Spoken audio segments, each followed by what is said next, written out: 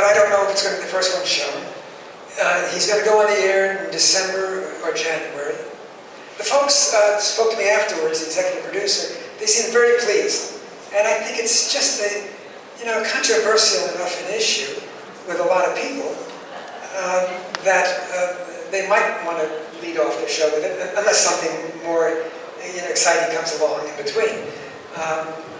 Yeah, so I don't know, but I look forward to seeing it.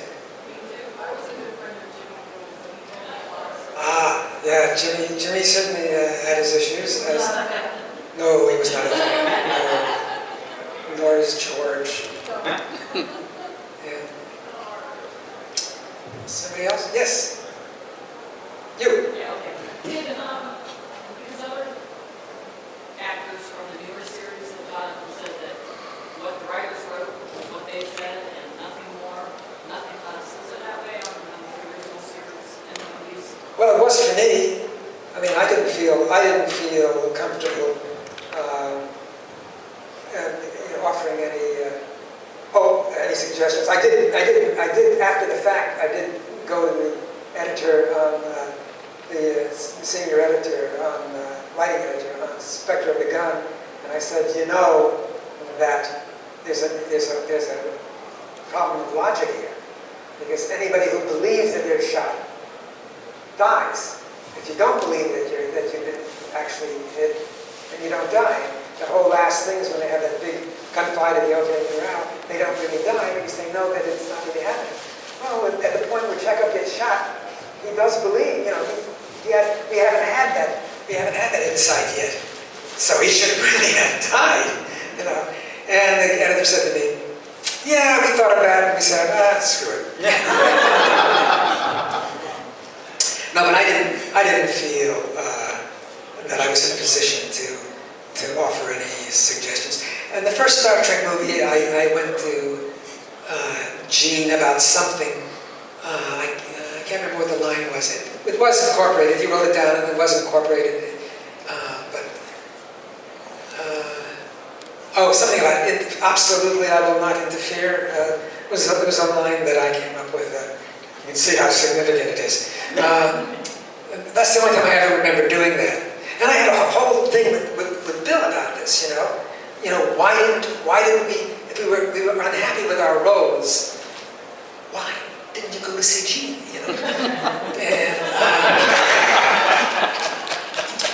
And I said, because we were so conditioned to thinking of ourselves as supporting characters.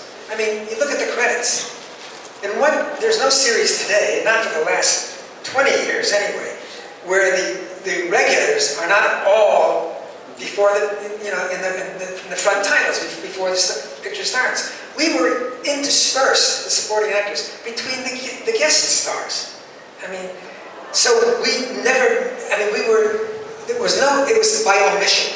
It was not by commission. It was by omission that we came to think of ourselves as being very subordinate.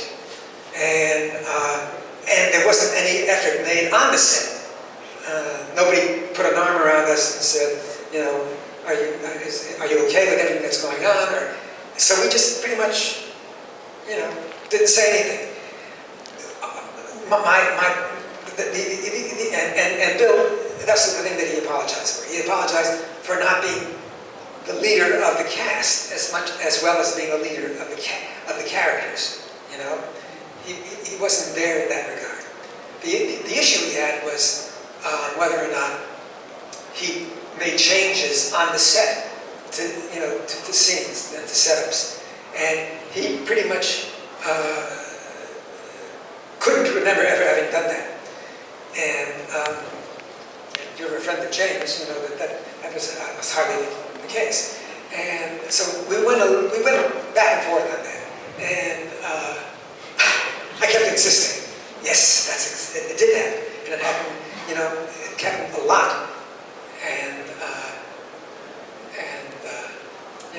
so we weren't asking for better roles. We were just asking for what was there being fulfilled. Bill's I'm giving you all this. You're not going to have to watch it.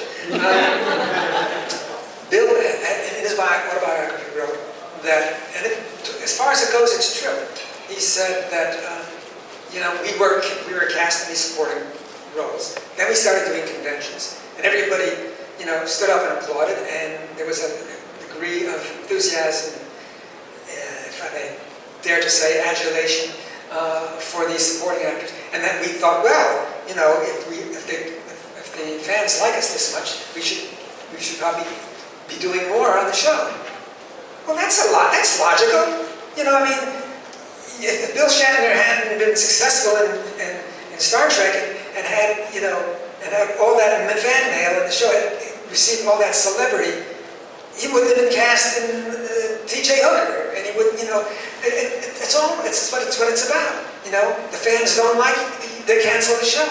And it goes not only for the show, it goes for individuals. The fans liked us, they wanted to see more of us. So there's nothing wrong in our thinking that. I think it's a logical step to take, logical assumption.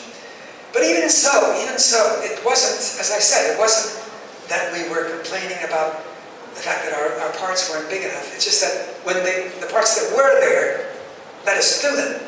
Let us have those little moments, When you have precious little to do, then you covet those little moments all the more.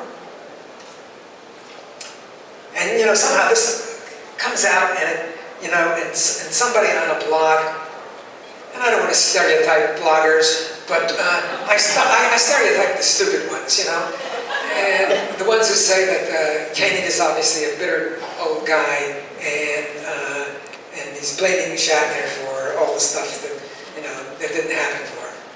I don't know. If you come away with that, then I'm doing something wrong, because that's certainly not my intention. And that's not the way I feel. Yeah. What was your favorite attribute about Chekhov? There was one thing about him that you could take away with The spunkiness. I like that because by nature, I was always kind of retiring, withdrawn, particularly as an adolescent. I was probably the oldest virgin in this room. I was one of those sensitive souls who took everything to heart. But the spunkiness, I thought was, that's the person I would like, to express. It's in me. It's just that I never felt comfortable expressing it because I thought I'd be shot down for it. So I'd like to be able to express that quality. Well, that's not in this room.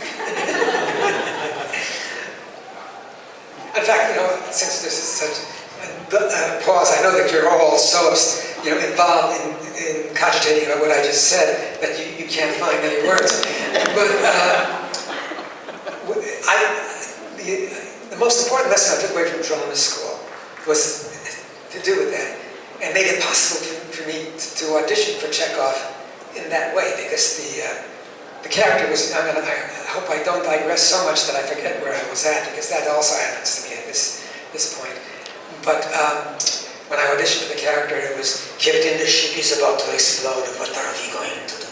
And I finished reading it, and I thought, oh boy, all this, feeling and emotion and this, fear and expressing all this stuff, and I'm doing it so well.